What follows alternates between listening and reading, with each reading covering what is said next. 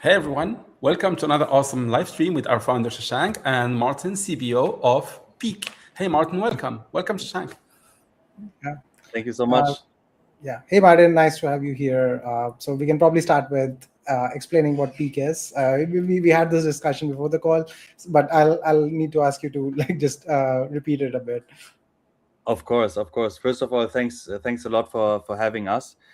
I mean, I will explain Peak by explaining how Peak became what it is today, because I think Oh yeah. it's a very, very important story. So when our founder started out, by now I think it's even 9 years ago. Like, time moves so fast, right? We've always been enticed as a project by that vision of what we back then called the economy of things, right? So back then it Mhm. was simple cases of different types of sensors, different types of devices being interconnected, transacting with one another, communicating autonomously with one another. This vision of smart cities that are interconnected, where you have seamless data transfer, where you have economic activity between machines. And we started out with a multitude of enterprise cases back then. So one of the biggest one, and one that actually went into production before it kind of unfortunately got shut down because of restructuring in the group, was where we got the opportunity to work with the Volkswagen Group on a decentralized charging case, right? Where they had a very simple issue. I always like the story because it's so simple to describe what the bottleneck is for the machine economy, right? Where a Volkswagen car from Porsche, right, is not able to basically autonomously settle and pay a charging station from Audi, even though these two machines are part of the same group, right? They run in different API silos. There's like tons of hurdles that basically completely disallow this economic interaction between these two machines and devices to happen. And we back then, it's a very long time ago, right? We came in, we basically harmonized the entire infrastructure, reduced the cost by 99%, reduced the settlement time by 99%, and then did many more of these cases with Vodafone on LoRaWAN. We worked with DMG Mori, one of the largest Japanese machine leasing companies. We worked with Gucci on supply chain cases.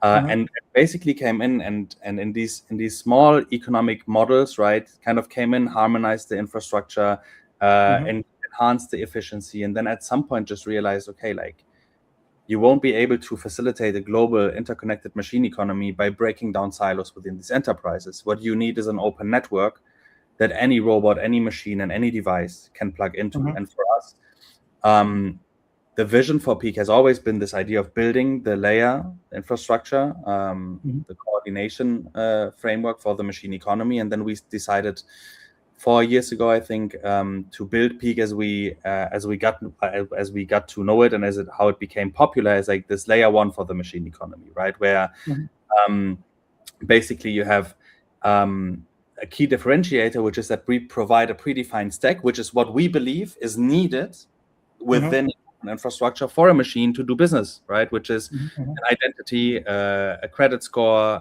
access control. All of these different functionalities are kind of part of that ecosystem. And then we grew it to more than 3 million devices, machines, sensors that are running on the network. But also realized around Q3 of last year, we kind of came to this conclusion that, look, the machine economy is never going to happen on one chain, and we don't actually want to be competing in these kind of chain conflicts to a certain degree, because it's a distraction from what we actually want to build. And we also realize we don't need to, right? Because we have the stack, might as well take any chain. And this is what we then did, right? We basically built Peak now as what it is today, the omni-chain coordination layer that enables any machine and any robot to do business on its own on any chain. And this is what we are today. We have a set of different types of products. I think we're going to speak a bit about what problems we solve and what that actually means in the context of machine financing, in the context of robotic services, so that any machine and robot can consume different types of services across different chains, right? And that is what we've built, and that is where we are today. Nice. Yeah, I mean, even if you're doing things in a different way right now, I would say since the goal was always coordination between machines, earlier you were trying to do it through your own L1, and now you're just doing it through like the chain doesn't matter. It's just that the machines have to be coordinated in some way, right? Yeah, I mean, of course, the chain is there, and the chain plays a fundamental role, because like the machine ID, for example, the machine itself, it needs to live somewhere, right? Yeah. And it needs to live in a neutral coordination layer. So that's also something that we're releasing very soon. I can speak a bit about it, but not in too much depth. Is like what that means also for the new tokenomics, because when you say you have a neutral layer, then what that means is in this global economy, and also in that chain economy, multi-chain economy that we're headed towards, and at least in my conviction, there will not be one winner. I think there will be reasons specifically for machines, right? There will be reasons to consume services on one chain, to consume other services on another chain, right? But it's clear that for the economics of these chains, what matters is, we know that because we've been a part of this, right? Is at the end of the day, transactions, and it's CVL, right? And so where we don't compete is on the transactions, right? Peaq is neutral. The utility of the Peaq token goes far beyond the transaction and the traditional L1 incentives.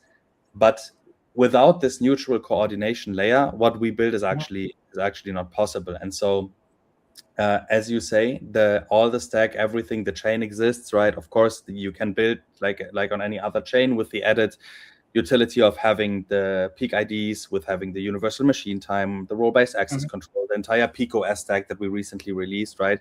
Very inherent to the system.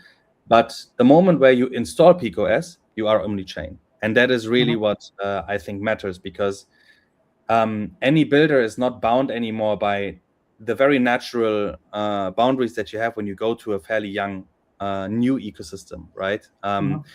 And we also have to say, and I mean, we are very close with many of the different other L1s, L2s out there, right?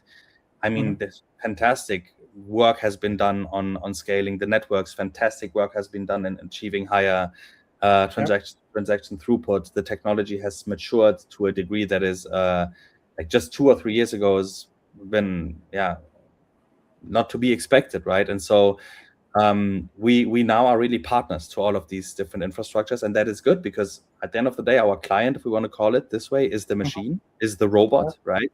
And the robot needs to be able to do what is best for him, and that is really where we now are in a position where we can leverage all the different applications, all the different advantages. We can make them accessible, and we turn these robots into actual economic participants, but not in a small economy, in the entire Web3 economy and also beyond.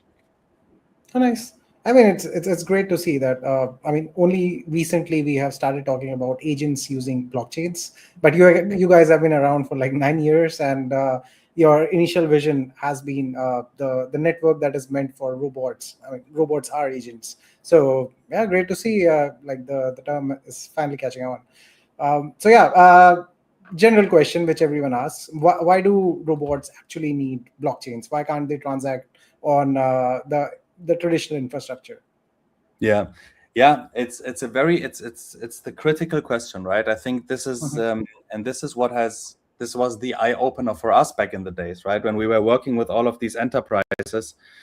It's very simple. If you think about it, every machine runs, and it's not only the physical machines. We know that this is the case for software as well, right? But at the end of the day, every machine runs in a proprietary API silo. Right. So basically, what this means is, and that is exactly the example that I mentioned with the Volkswagen Group. If even within the same group of the same car manufacturer, right, the car is not capable of transacting economically, verifying itself, communicating with the car with a charging station of Audi, then this is because of the different API silos, right? And so you won't be able to harmonize this in a closed system. You need an open system that is not competitive, right? You need standards, identity, which is the passport for the machine that allows it to travel from A to B, to verify itself from A to B. You need the credit rating for a machine, a credit history for a machine, right? So that similar to how we humans need to verify that we are credit worthy, that people are willing to borrow us money, that we can participate in an economic system, a machine needs the same thing. And then also you need to be able to build an ecosystem of trust and transparency that fetches data from outside of these environments. And that only works on blockchain. Where else will you be able to have different systems, different machines, open standards, that can interact, transact in a transparent, well-coordinated way, with the right economic incentives, with the right trust principles, with the right logics outside of the Web3 space? It doesn't exist. And no tampering, of course, like that. That's exactly. like property blockchain. Yeah. Critical part. This is the trust, exactly the trust component, which is literally the inherent part of what we build with Peaq OS, right? A machine is an economic actor, so that means a machine needs to be trusted. The data, specifically the financial data, can't be tampered with, right? And so honestly, I recall that's before I was at Peaq. Actually, I know there was a longer time where we, in my old history, invested in Peaq. From a VC perspective, I was on a panel in Paris. I think it was like 4 years ago or something. And this topic came up of like the intersection of AI and Web3. And back then, I think it was a bit abstract, but now I think it's blatantly obvious. And I really think that despite where we are at right now in the market and despite all the turmoil, the machine economy is the reason to exist for crypto, and the crypto is the facilitator for it. Yeah. So we straight up jumped into the conversation about Peaq, and I kind of forgot to ask about you and your history, how you started working with Peaq, what inspired you about the mission. So happy to more around that. Yeah, I make it very brief because it's the most irrelevant part of the conversation, but it's a funny story actually. So my background was in journalism, and then I was lucky enough to work with Bertelsmann Group, which is one of the largest kind of media conglomerates in Europe. I had the opportunity to back then work with Shobna Moon, who led the growth regions and department and our investments, the group investments in emerging markets, specifically in Southeast Asia and Africa. And there I was like responsible for our African VC investments, right? And I've always been very interested in the technology and the opportunities that it provides. But then when you go through Africa, like, and I'm not talking about Cape Town, right? Like when you like really go through the different areas and more rural areas in Africa, when you see the entrepreneurial spirit that exists there, and you then kind of put the different puzzle pieces together of how this region already is capable of leapfrogging in terms of technology, in terms of applying solutions without having to go every step of the way. And if you can also see how this technology that we are talking about here is actually solving so many inherent problems in the context of infrastructure, in the context of connectivity, in the context of financial inclusion, then you would start to see this impact like kind of unfolding in front of your eyes, even though we didn't make any crypto investments back then. But that led me to this thought process of, if this technology has the potential to change literally the destiny and the fate of a continent, which I think it has, and where I think DePIN and the machine economy specifically for the African continent play a tremendous role, then what does that mean for a corporate like Bertelsmann that has so many different divisions, that has so many different types of businesses? And then I've been very actively lobbying and annoying the board to dive deeper into that topic, and then was fortunate enough to get the opportunity from the management to build this Web3 hub, to support the setup of Generative Ventures, which was the fund that then also co-led the Series A round in Peaq. And that was the process where I also got to meet Peaq, right? Connected the team actually back then, Lex and the founders, and fell in love with the project, fell in love with the vision, because it was so precisely in that very tiny avenue of crypto that is actually focused on real value creation. That's how I saw it back then, right? Then Generative Ventures ended up investing, and I ended up saying, look, I wanna contribute and shape it, and that's how I ended up here. Yeah. Nice, like great. I mean, it's another level of conviction, like saying, I just don't want to invest. I want to be part of the company which I believed in. So, Yeah. great work around that. So, for our listeners who learn by like visualizing, what would you say would be a good use case for robots? Yeah. Let's just talk about physical robots using blockchains to do things better than what they do right now, like without. Yeah. I mean, I can give you very tangible examples, right? And I think the first very tangible example is one that we actually have live and running in Hong Kong, which is a tokenized robotic vertical farm. I think the entire topic of machine tokenization, machine financing is one of the most underrated and biggest topics, not only in AI and in physical AI and in crypto, but I think generally also for where the society is headed, and that's for different reasons. But before we dive into the reasons, what am I talking about? So in Hong Kong, what we did, and we did that end of last year, we bought a token. We bought a robotic vertical farm. So what this is basically a farm, right? Like, you know how vertical farms, they are basically deployed in usually in densely populated areas that don't have the agricultural space in order to kind of grow the stuff, and then they grow it in within their cities, right? And so this robotic vertical farm is not 100%, but to a very, very high degree automated. So what that means is, in that specific case, this vertical farm 24/7 is working. It's producing salad, right? And then this salad is sold to the different retailers. It's sold directly in the farm, right? And basically what happens every single time salad is sold, right? The 200, I think we have 220 or something co-owners of that vertical farm are getting a check of that, of the revenue and of the output that this farm produces, right? And so why is that exciting if we look at it from a kind of physical AI perspective, but also from a crypto perspective? So from the crypto perspective, it is exciting because this is not your typical speculative crypto asset, right? It is an actual infrastructural asset that checks many important marks that nobody ever thinks about. So first of all, it's inherently important because vertical farming, entire agri-tech and food tech sector, I think, agrees, is a critical component when it comes to food security.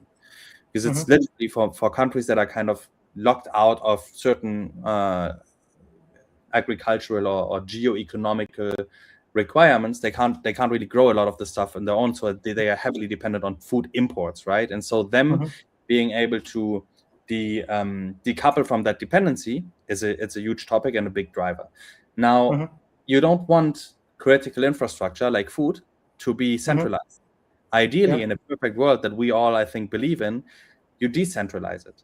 And there is advantages that come with these decentralizations for all stakeholders. For the people that own a stake in that critical infrastructure, which, I mean, is very inaccessible, right? Because you're not owning, like you're not building a company for every farm or for every machine, you know, that you tokenize down the line. And so nobody really owns a direct stake in that infrastructure. So that access is unique. The yield profile is very unique.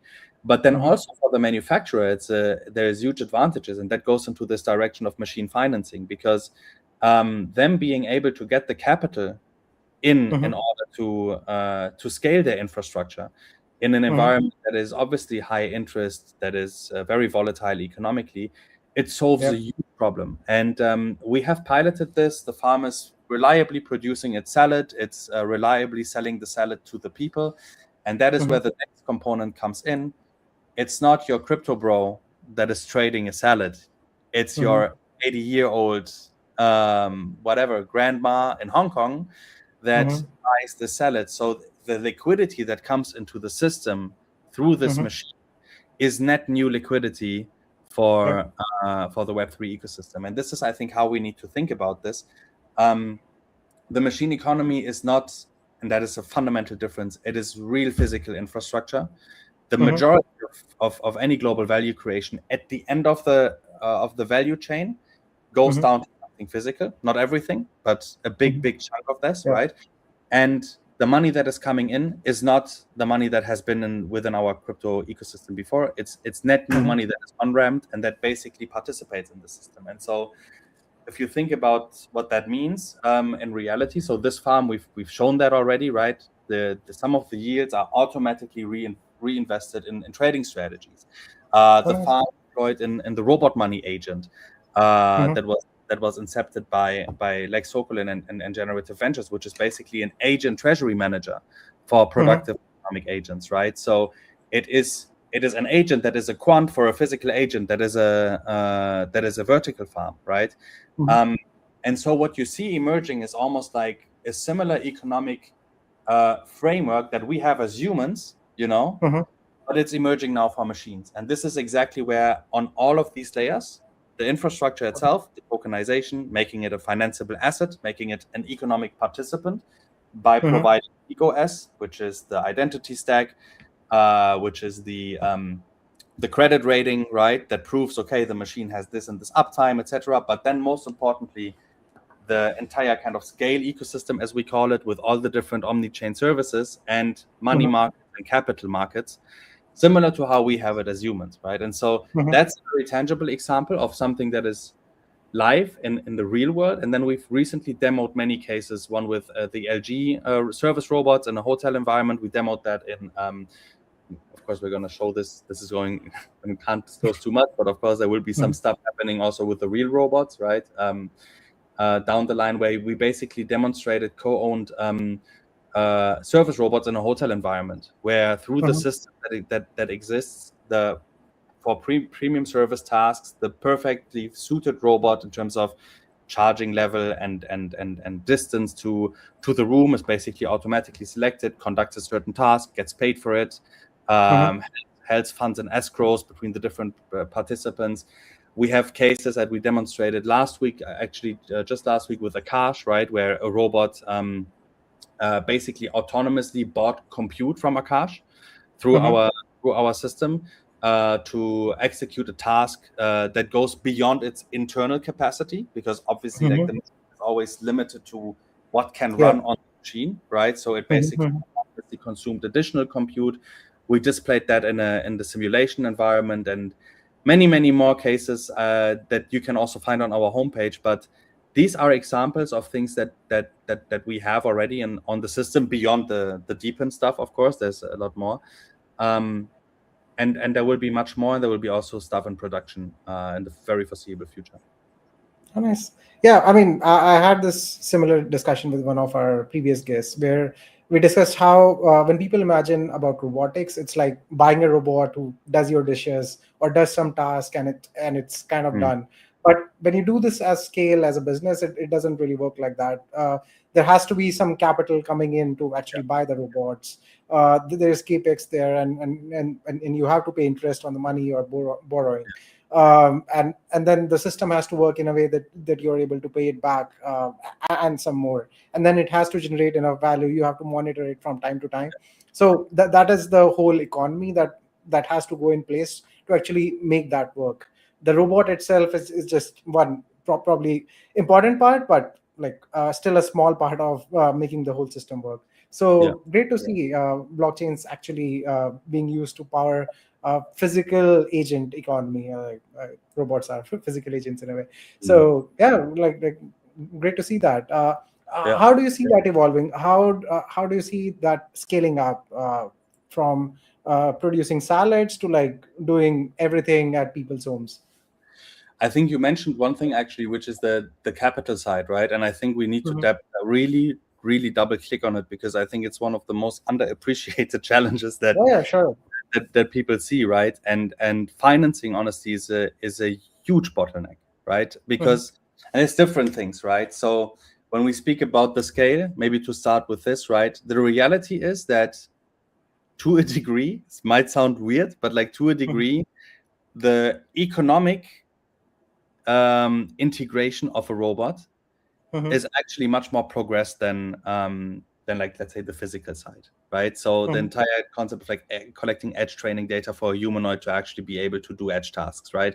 We are still not so close as we believe, right? There's still a way to go. I think we see this is where I think it's a bit of a perception gap. Like when I mean not so close, I mean it's probably not going to happen in the next 6 months, but it's also not going to take 5 to 10 years, most likely, right? So but it's so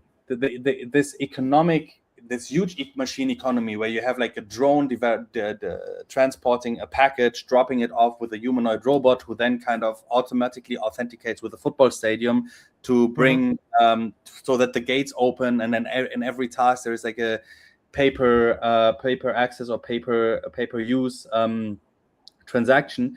This is not held back because the transactional system doesn't work. I think we have built this transactional system, right? And it works. And it works also because you have Solana and you have Base and you have all of these fantastic ecosystems that have provided the infrastructure.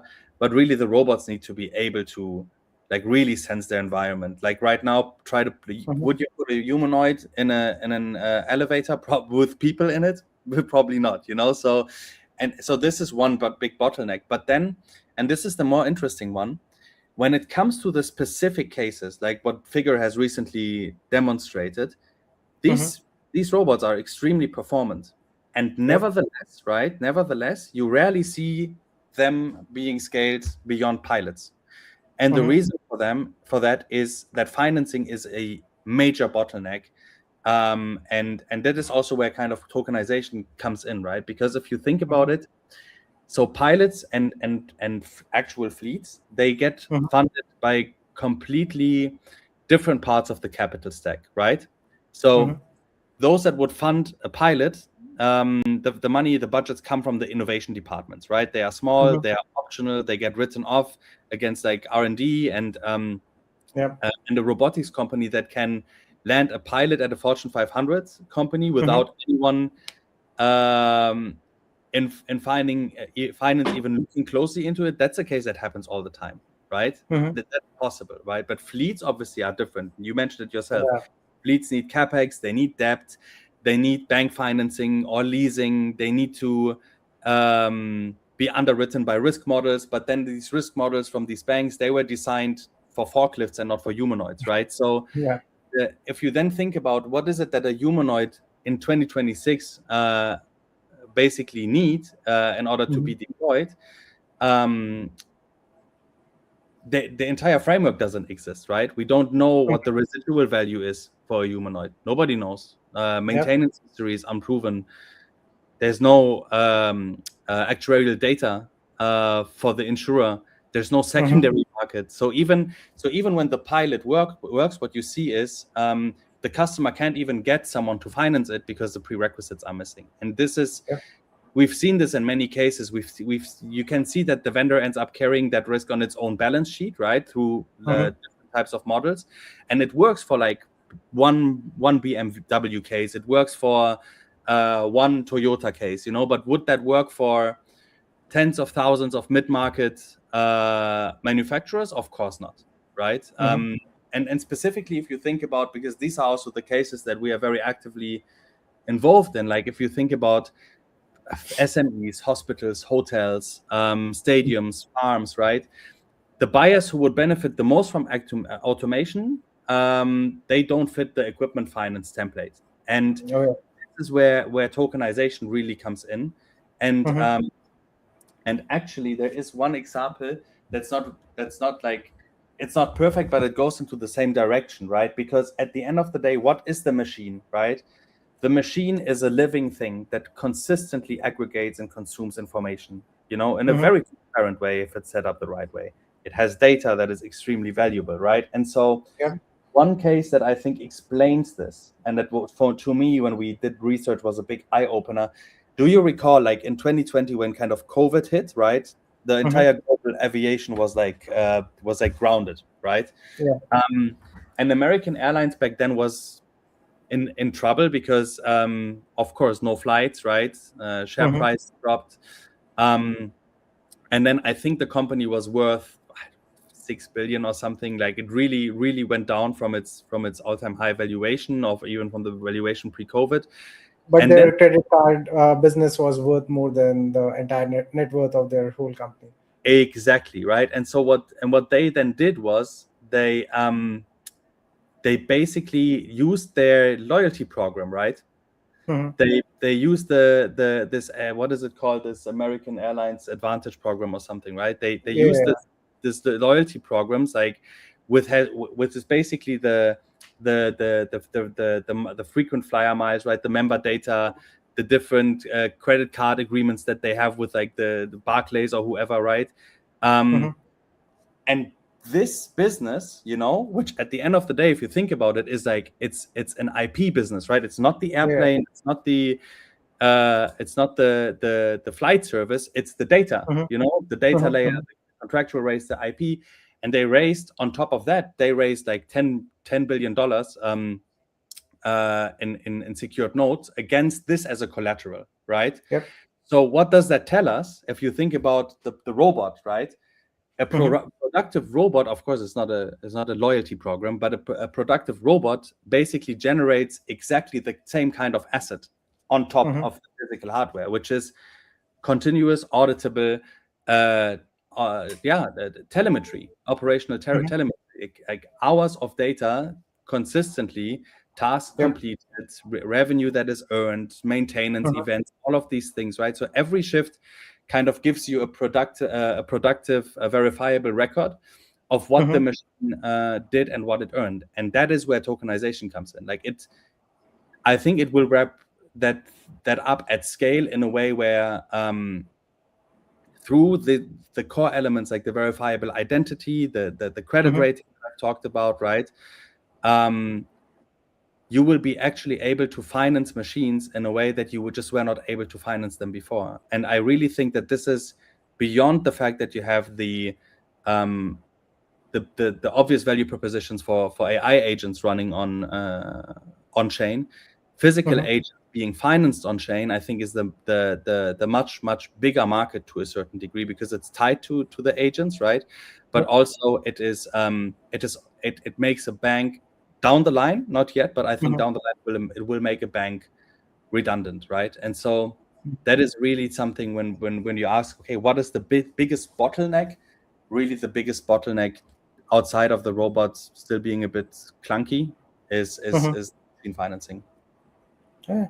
I have two questions. Let's start with the first one. How do you think that tokenization looks? Is it do you think it's going to be per robot, per fleet, or it's like there's a company which creates these robots, so that tokenization is tied to the fleet of that particular company? Like, what let's just think about it. What do you think is the best model?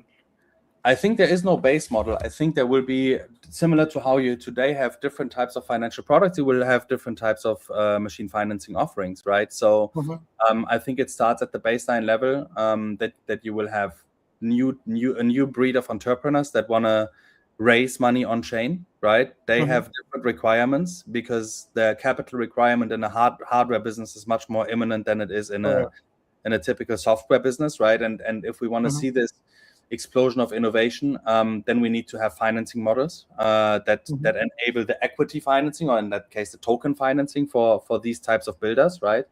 So that is at the very early phase of the journey, right? Which is kind of the post or pre scaling product, but like post MVP, I would say.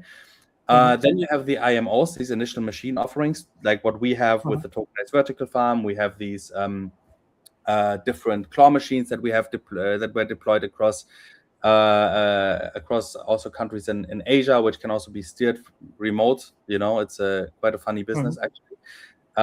You have laundromats, you have all of these types of like rather normal business, if you want to put it this way, where the ticket sizes are small enough to basically justify the individual machine to be tokenized.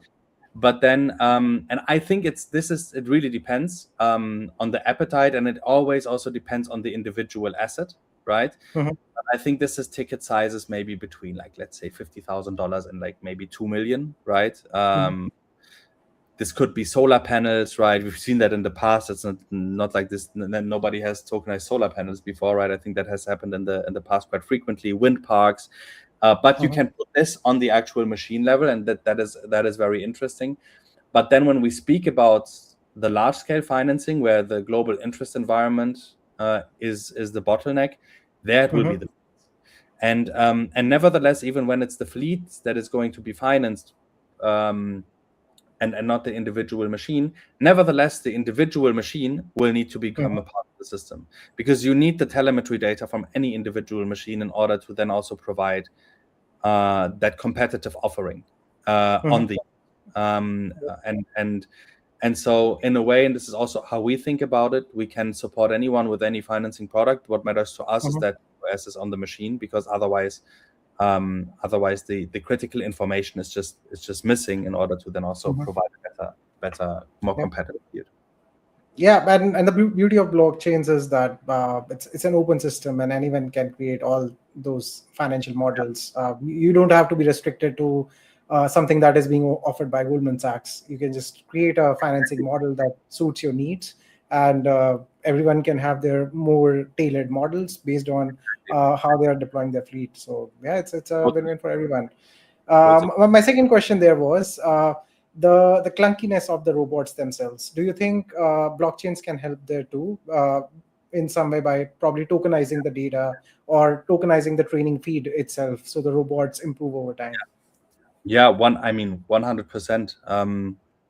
It's different because it's not, maybe not in the direct mechanical way, but it starts obviously with the deepen model, right? Deepen was the first time that we were able to build incentive networks for people to either provide infrastructure or to crowdsource data that is necessary in order to train these models, right? And so the deepen model, and this is why I think to anyone thinking about deepen and machine economy and how this is tied together, like literally, if you think of a pyramid, right, like the Maslow pyramid of human needs, right? If you think of the Maslow pyramid of machine needs, at the basic basic layer, that for us is like food and oxygen and water, that is what infrastructure is for the machine. And deepen is what provides that infrastructure, right? So you being able to leverage idle compute in order to satisfy the demand for GPU and CPU capacity, as an example, for storage, for energy, even when it comes to kind of distributed energy networks like Combiner, for example, right? Any of these cases would not, like, these coordination mechanisms wouldn't have been there without blockchain, right? So that is one example. Then if you think about, obviously what Bittensor is building with the different subnets, right? Like there is a reason why this works, and it works because there is an inherent value, or a path to inherent value, in the different types of services and data that is aggregated there. The idea of having decentralized LLMs is an idea that is tricky, but definitely has some advantages. If you think about deepen projects like Silencio for like AI voice data, or Orki for perception, and robots to navigate the space, or Over, that is basically building a real copy, 3D copy of the reality, so that the robots can actually navigate in it. All of these cases kind of go back to the fundamental premise of what Web3 enables and what Web3 does. I think there is some recent cases, like Codec Flow as a project that is building on Solana that we collaborate with, that is kind of now taking this to the next level. I think we are seeing with BitRobot is, by the way, also another great example for this, right? So we are seeing that there is teams in at this intersection of crypto and robotics that don't play the narrative, but that actually understand what robots need in order to succeed in the real world, right? So if you check, for example, Sim Arena from Codec Flow, it's a perfect example. Like, they literally built like a browser-based simulation environment where anyone, without having to kind of go through this complicated process of understanding how to navigate Isaac Sim or Mojoko, can basically just build a robot in the simulation environment in a browser without needing to pay, I don't know, hundreds of dollars for compute, right?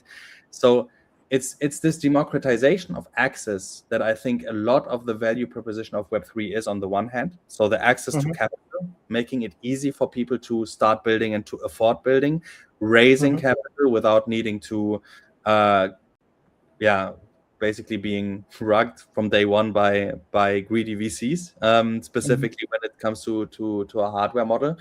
And then the second part, obviously, is the harmonization layer that crypto and blockchain provides, and that is where the different services can now be connected. I mean, X402 is a great example, right, of a service that outside of crypto doesn't exist, right?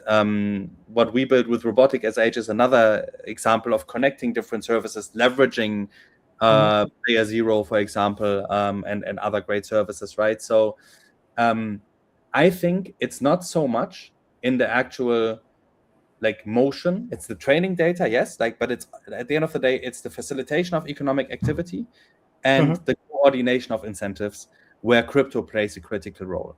To me, at the end of the day, I'm a bit more leaning towards the camp of saying crypto's value proposition is the financialization of everything primarily, but I would go beyond it just being tokenized XYZ. I think it's this open infrastructure that you can apply with smart contracts and the necessary standards for these machines to be able to transact. And I think this is where crypto and Web3 comes in.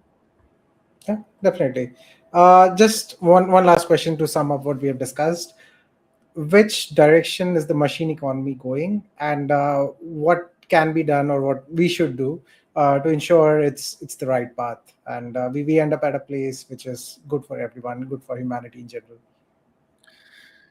or even good for machines as well, no, not just humans. I mean, look, so our vision always has been, right, and there is even I will comment it later also, right, so that everyone can check it out. But two of our founders wrote a piece 6 years ago. It was called Universal Basic Ownership. I will share it there, right, where what Peaq has always tried to do and is always trying to do and will always be our North Star, right, is to build a human-centric machine economy. And a human centricity in a world where, I mean, what is effectively happening is that these machines are replacing us as the main economic actors. I mean, this is where this is going right now, right? The way it is going in this direction is that you have very powerful, very well-funded individual companies, right, that own the models, that own the hardware, and that also own the governance over these machines, right? So they own the entire economic value, and then they also control these assets, right?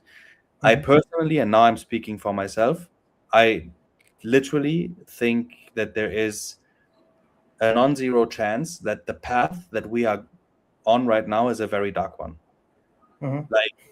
And I've written a piece about it a while ago. The reasoning behind it is that we're kind of creating a new species, and then we're giving it the opportunity to live among us physically in a way that is just so far superior to to us, right? And we don't even know what it is that is driving this new species, right? For us as humans, it's once we have our basic needs satisfied, and it's evolving, right? You want to evolve economically, you want to evolve in status. Everyone has different priorities and different definitions of how that looks like, but maximization for us is a critical component. We don't even know how a physical AI thinks about this. If an AI is an animal like anybody else, then the most fundamental primitive is going to be having the necessary resources, and then that all boils down to energy. Is a machine going to be driven by economic maximization?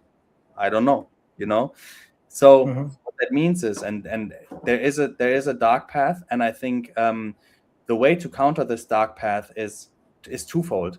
We know that the economic abundance that these machines can create, right, is tremendous. There's reasons why people like Elon Musk are also talking about things like universal high income, right? Because we all know this machine, we saw it with this figure case. I mean, they literally put a person right next to it, and displayed the economic output a machine can have. Less cost, infinite runtime, basically, or uptime, huge economic output at scale, at a fraction of a cost down the line of what a human can provide. Of course, the abundance scenario is we all co-own a share of this machine economy. This humanoid that is deployed at a BMW factory is not owned by BMW. It's produced by BMW. BMW is getting a fair share of this production, but the machine is actually financed and co-owned by 1,000, 1,000,000, 100,000 people, you know. And every time it creates value, this value is distributed. The ownership in this machine economy is distributed. This is the definition of abundance. This is where I think machine tokenization comes in. This is the path, like the first most obvious path towards the more abundant vision, right? The darker vision is the path that we are on right now. The reason why I'm optimistic is because we are seeing that the path that we are on right now is hitting obvious bottlenecks, right? So if I would have to say one thing that people will probably call me crazy for, I think, honestly, within 10 years, what we will see is that the largest issuer of credit on Earth will not be a bank, it will be a machine network, right? And it will be on-chain. And so what this means is that the fact that the chain and the blockchain technology enables the financing on the individual level will play hopefully a critical component in the democratization of this, the abundance of this machine economy. Still a long way to go. And it I think requires many people to continue on this path, specifically in a volatile market that we're in right now, right? Like specifically at this section between robotics and crypto, I see a lot of conviction. I see like this drive to build something real, and I think this is hopefully the foundation that will bring us all on the more bright side of the equation. Yeah, definitely hope so. Okay, time for some good stuff now. We have our next session. All right, so now I'm gonna do like rapid fire question, and it's funny. I actually had a question about the essay you wrote about the inefficiencies, but let's move on to something more fun. No, let's move on. Let's pivot to something fun now. So Martin, if the info is correct, didn't you say recently that one of the advices you would have given to your younger self is play fewer games? If so, which video game took most of the time then and taught you about the necessity of decentralizing the food network? Okay, so the question was, which video game took the most time of my life? Yes. FIFA. Okay. Oh my God, like honestly, like not PS. No, I mean FIFA. No, I also played Pro Evolution Soccer for it. So I started with FIFA, I think in 2002, and then until 2007, I played FIFA. Then I switched to PES, and then I switched back to FIFA. Yeah, but like, oh my God, I spent like way too much time playing FIFA. Ultimate Team. So graphics of PES were better, like way better, but the gameplay of FIFA is like unbeatable. And the rights, right? Like the player names, the teams, you know. There was a period where PES was superior, I would say. I think it was around 2007-08, around this time, where just the gameplay felt a bit more flexible. But no, like at the end of the day, FIFA. And what was the second question? Did it teach you something about what you're building today? Oh my God. I mean, there's definitely characteristics that sometimes come out, which is I like playing career mode, like, or Ultimate Team, right? So Ultimate Team, the cool thing is you're building your team. You're building this is the system. You're improving like individual puzzle pieces, which is always great. And then the cool thing, and this is I think something that's also a bit of a part of my passion, is you know how you had these pack openings, like you work and then you get these pack openings in FIFA, and then you don't know what you're getting. It's a bit like a surprise element. I think I always like the thrill of a certain degree of uncertainty, and I don't think that FIFA got me into crypto, but I think that one of the reasons why I left like the warm corporate environment maybe is that I want to see that thrill, and I definitely had that in the past. And then the second thing is I really don't like to lose. I think that's like there is like if you're chasing the leaderboards, right? Like in the different leagues, you want to play in the high leagues, of course, right? I was not as good as I wish or as good as I thought back then, but the ambition and the motivation, I think, is definitely something. But it didn't really teach me, I would say. I think there's better games to learn stuff than. So let me rephrase. How So could you? do you follow that quote which says, if you come second, you are the first loser? Sometimes yes, sometimes no. I think it depends on, like, to me, it's do we do everything that we can, right? Like it's in the context of Peaq, and why are we doing this, right? I think that's important about how we do it. It's a passion, right? I think everyone, the founders is incredibly passionate. Everyone is super actively involved, right? And I think that is true for the biggest part of the team, that really, like, they really care. And so you need to, the most important thing is that we do our best, and then the results need to show. But of course, you need to have the ambition to always improve and be better than yesterday. I think that is the most important part. Yeah. Sure. So if I want to ask about like how much you hate to lose, suppose you're going back to play FIFA tomorrow. Would you employ a fleet of robots to play against, like your friends, find out all their weak points, and then after that, or you wouldn't go Honestly, that far? I mean, I would probably do that. But then if I see that the robots beat my friends and I can't beat my friends, then I would obviously want to understand what the robots are doing that I'm doing wrong. And then the moment I want to beat I beat my friends, I want to beat the robots. And then it gets messy because I think they will probably be superior. Yeah. Okay. So this conversation has a lot of Easter eggs. Like one of the things you mentioned, the Martin, is actually second question for Shashank. Like just a coincidence. Okay. It's about the thrill of living the bureaucracy and the corporate life and building on the blockchain and innovation.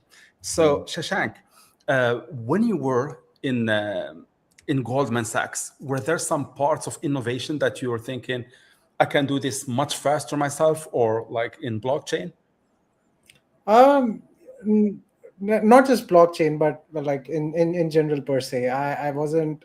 I knew about blockchain and stuff, but like only on the top level. Didn't know what was possible. What's the vision? Why people are so long on blockchain and so on.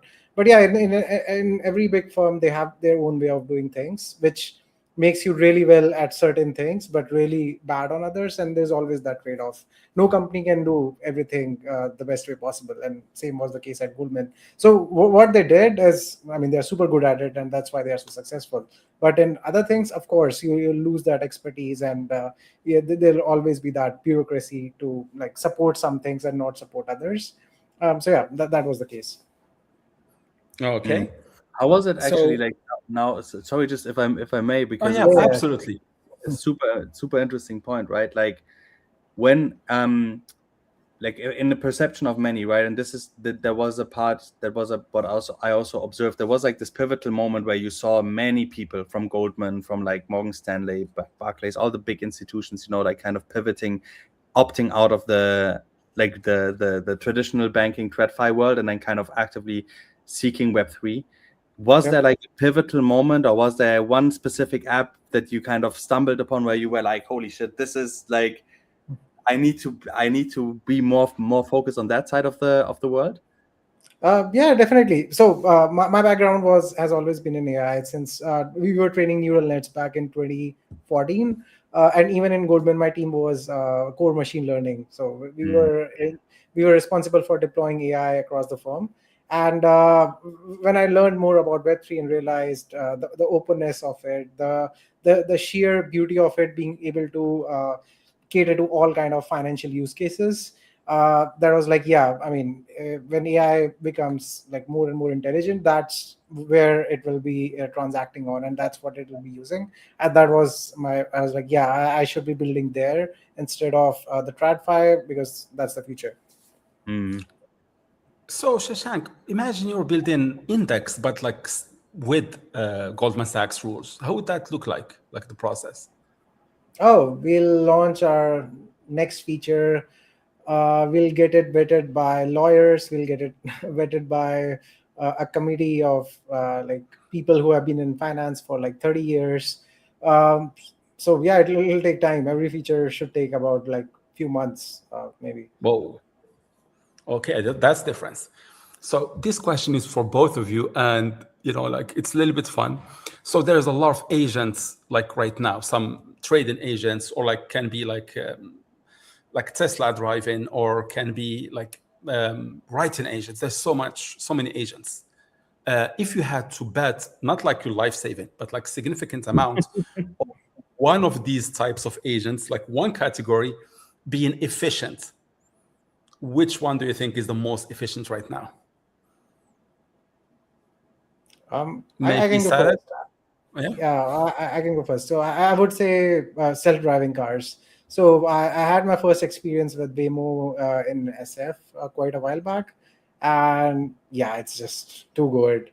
I mean, once you get used to it, it's difficult to trust human drivers because it's just so efficient, and and driving should have been automated a long time back. It's just that on roads we have humans, and humans are it's difficult to predict humans.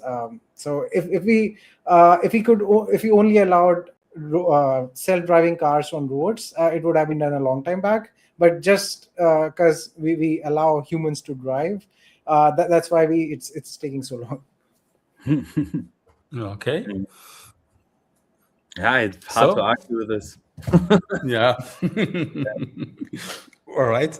In that case, another one there is a little bit on this one. If an agent or a robot would complain about his job, which type of robot would be? I think it's also clear here, but or like the agent or robot that is most likely to complain about its duties. I think a robot dog. Oh, okay. Yeah, because I think a robot dog, because honestly, like right now, especially, like many of these are like not really useful. Like some of them are but these are not considered robot dogs also, right? Like, but I mean, dogs can be tricky sometimes, right? When there's like fireworks or something, they go crazy. So I would just assume it the same is true for a robot dog. Yeah. Okay. Yeah, I would say HR bot, maybe. Like people complaining to it all the time, and it's like, yeah, what do I do?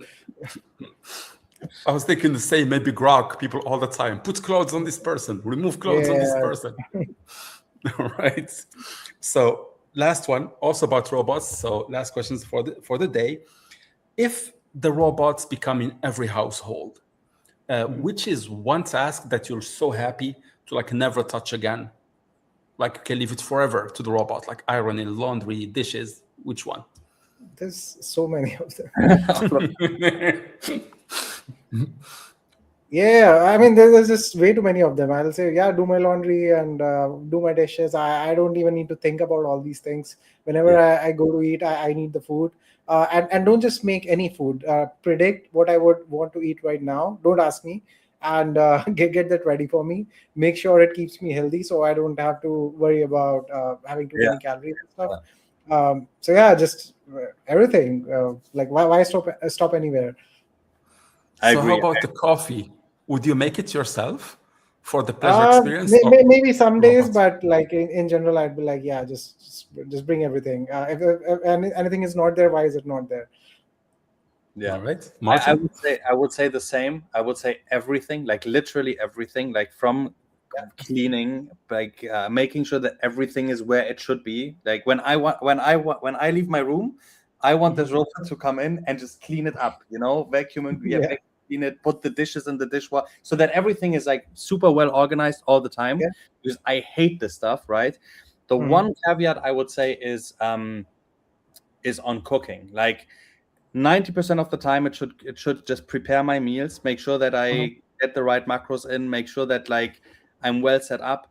But sometimes I want to be able to cook on my own. Like I'm also Middle Eastern, right? So for us, food is very important. So I want to make sure that like there is some human cooking involved in the household at some times. Yeah. But that's by choice, right? You want to cook when you want to cook rather than for survival. Yeah, but you never know, like maybe the humanoid feels entitled, feels like he's the chef in the kitchen, and get out of my kitchen. Get out of my kitchen with a knife or something. You never know. Yeah. Well, this is it for today. Thank you so much, Martin, for joining us. Everybody, please follow Martin and Peaq. And Shashank, thank you again for always amazing sessions. And see you next time, guys. Thanks a lot, guys. Thanks a lot, Martin. Thanks so much. Thanks for the great questions and great conversation. Thank you. Bye, everyone.